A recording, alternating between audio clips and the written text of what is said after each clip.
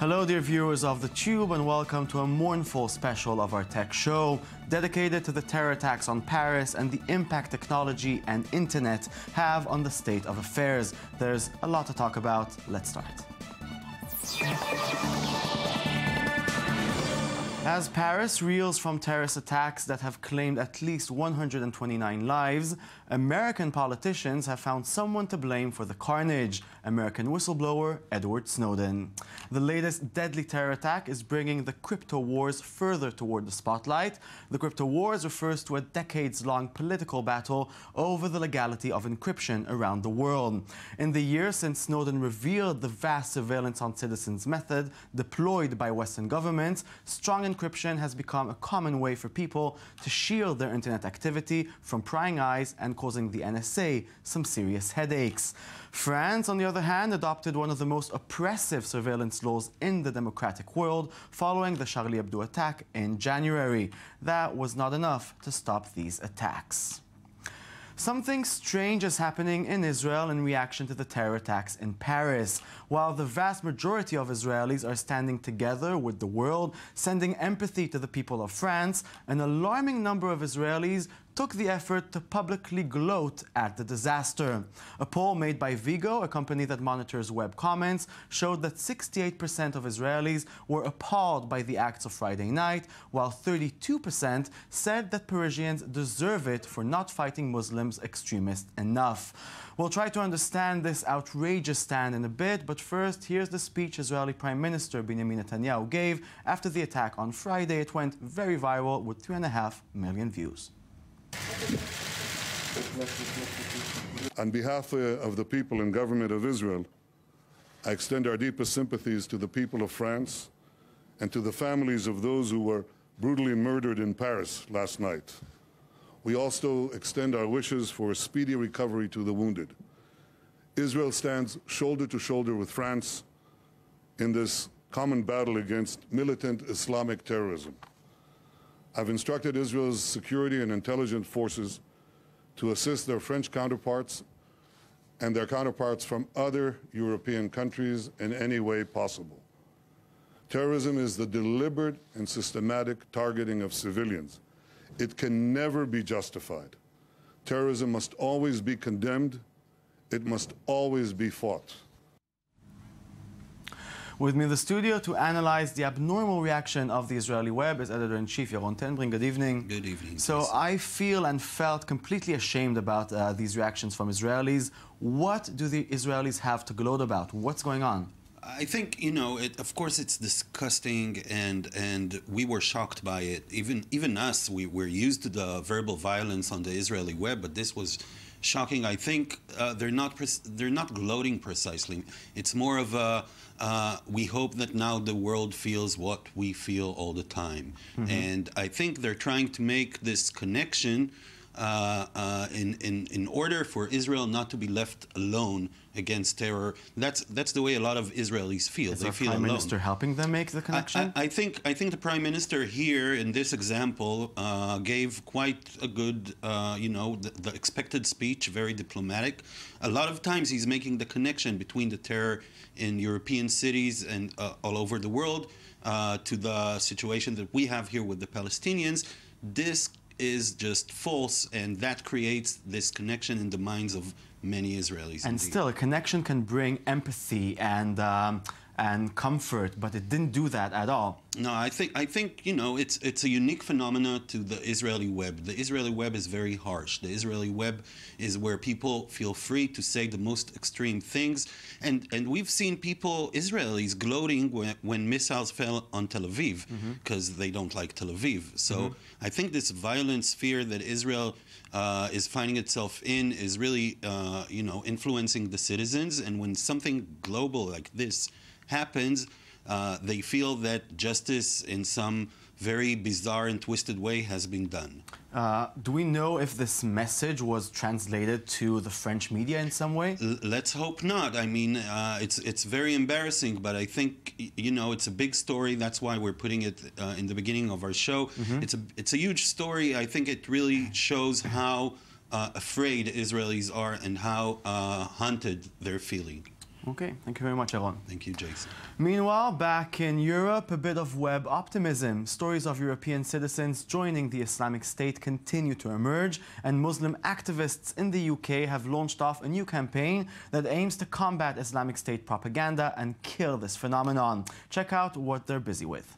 The ISIS do not represent Islam or any Muslim. Because it's totally un-Islamic. Because they're killing innocent people. Because you're unjust.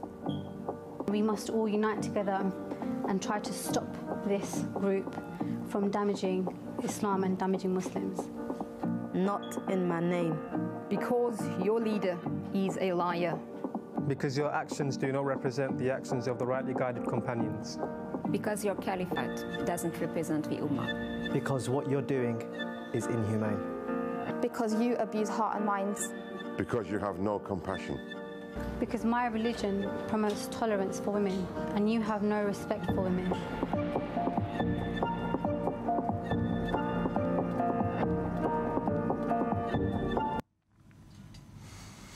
The Open Your Eyes campaign by anti-extremist charity Upstanding Neighborhoods aimed to combat Islamic State message using the same social media contract that has been used as such a ruthlessly efficient recruitment tool by the extremist group. Open Your Eyes hopes to recruit 10,000 young people to reach out to those who may be drawn to the Islamic State, as well as providing a platform for victims to tell their own stories. Here is another clip from their campaign videos. Let's just hope they win. This is not in the name of Islam, it's in the name of insanity. بالنسبة لداعش التصرفات اللي عم تسويها هي ما بتمثل الإسلام نهائياً، وللأسف شوهت سمعة الإسلام في كل دول العالم. They misuse quotes from the Quran. They know how exactly to get to you. ISIS are plain and simple a complete terrorist group. This is a unique initiative where we are tackling radicalisation and its propaganda. We believe in the power of personal testimony, and what we're looking to do now is to get more of those voices on the website. حاولت أهرب يعني أطلع أخلص من هذا العذاب. They're telling their story to teenagers to expose the true reality of IS, hoping it will impact on anyone thinking of leaving the UK to join them. Yeah, this is a very, very important campaign. Let's hope it goes super viral and effective. And thank you, Open Your Eyes people, for doing it. Okay, we're moving on. Facebook got caught in some heavy crossfire as hours after the attacks in Paris, it activated its safety check feature, an option used only for natural disasters in the past. The feature allows users to mark themselves as safe, sending a notification to their friends and associates on the social media site. Quickly, Lebanese and others on social media began to question why this feature was not initiated in the wake of Beirut's devastating terror attack that happened just a day before, not to mention the slaughter in the university in Kenya. On Saturday, Facebook responded to accusations, noting this was the first time it enabled safety check for anything other than a natural disaster, and it will need to figure out when and where to use this feature. Yeah, good luck with that, Facebook. That's not an easy job. Let's just hope we'll never have to use it. Following Friday night's terrorist attack in Paris, authorities are discovering just how the massacre was planned, and it may have evolved in the most popular gaming console in the world, that's Sony's PlayStation 4. The hunt for those responsible led to a number of raids in nearby Brussels. Evidence reportedly turned up, including PlayStation 4 consoles. Belgian Federal Home Affairs Minister Jean Jambon said outright that the PS4 is used by Islamic State agents to communicate and was selected due to the fact that it's notoriously hard to monitor. PlayStation 4 is even more difficult to keep track of than WhatsApp, he added.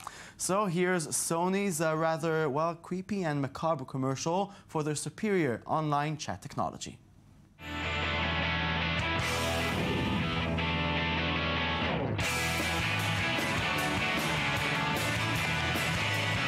All right, let's do this. We got your back. You hear that? Fire coming from our left. Got him.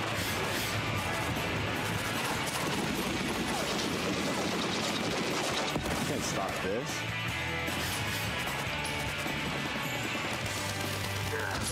Nice takedown. Whoa.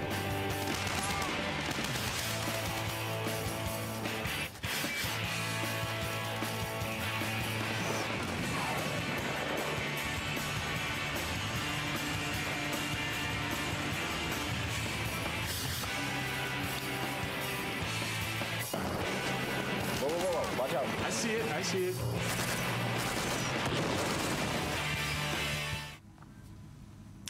As the events of Friday night started to unravel, the internet in France started to react. Above the usual Twitter updates and overloaded messaging platforms, civilian hashtag campaigns quickly took over social media. People used hashtags to search Paris for loved ones, while on a different hashtag, people offered their homes for those who found themselves stuck in the streets when public transportation stopped working. Others offered their support through memes. With us in the studio is Sarah Kotskevic of Sur le Web magazine, who was in Paris when the attacks took place. Good evening. Good evening. So how important was the internet in the night itself, the first few hours? It was crazy. I never saw that kind of reaction online. Google has never recorded that many tweets on Twitter. People start to use Twitter to search for people, to open doors with the hashtag Porte Ouverte, open doors. And it was a crazy amount of tweets. You couldn't even stop watching Twitter without seeing hundreds of tweets. Looking for, of course, everybody was... In the beginning, to what? To understand what's going on, to find people... Exactly. From the very beginning, I didn't even saw the information on TV. I saw everything what happened on Twitter. First in Stade de France during the game between Germany and France, and then to the Bataclan during the concert. And I can't even explain. People were seeking for people and try to understand what happened, because of course a lot of people were stuck into places during the attack, so they couldn't see what happened outside, and nobody knew that it was in different places, for example. So it was a large amount of tweets, and after that a large amount of tweets about solidarity. You mentioned the open door, so yeah. Did that work? Did it catch quickly? In second. So Porte Ouverte, open doors, it was a tweet to offer shelter for people who were stuck outside or stuck inside, or nobody could get home because the subway stop, the taxis, and it was chaotic.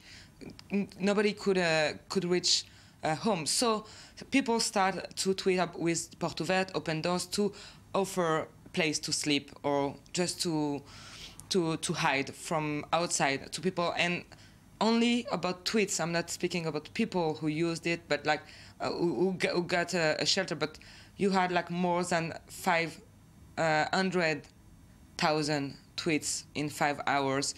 If you want to compare, for example, we have this Porte Ouverte, we have Pray for Paris, of course, Paris attack, Recherche Paris, which means seeking Paris to search for people who disappeared during the attack. I never thought that in my whole life on Twitter. I never saw that on internet in my life.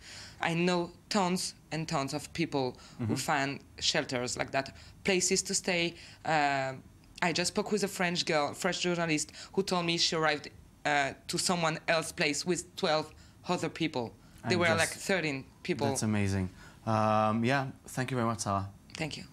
We'll end the show with the heartwarming story about Italian pianist Davide Martello. The world's first met him at Taksim Square in Istanbul, where he played a portable piano to the demonstrators in Gezi Park during the 2013 riots against Erdogan. It went viral on YouTube, and this is how it looked like then.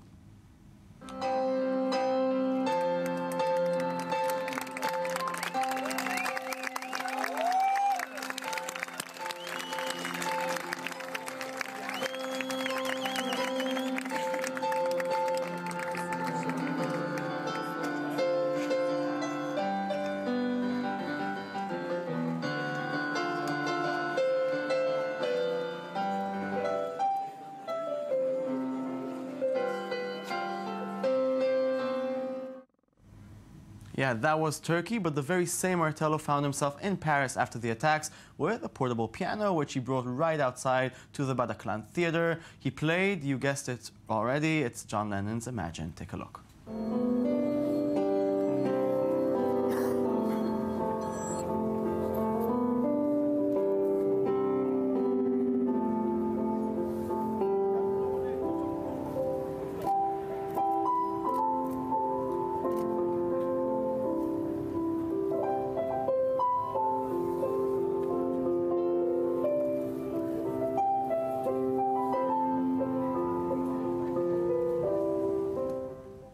Yeah, just imagine.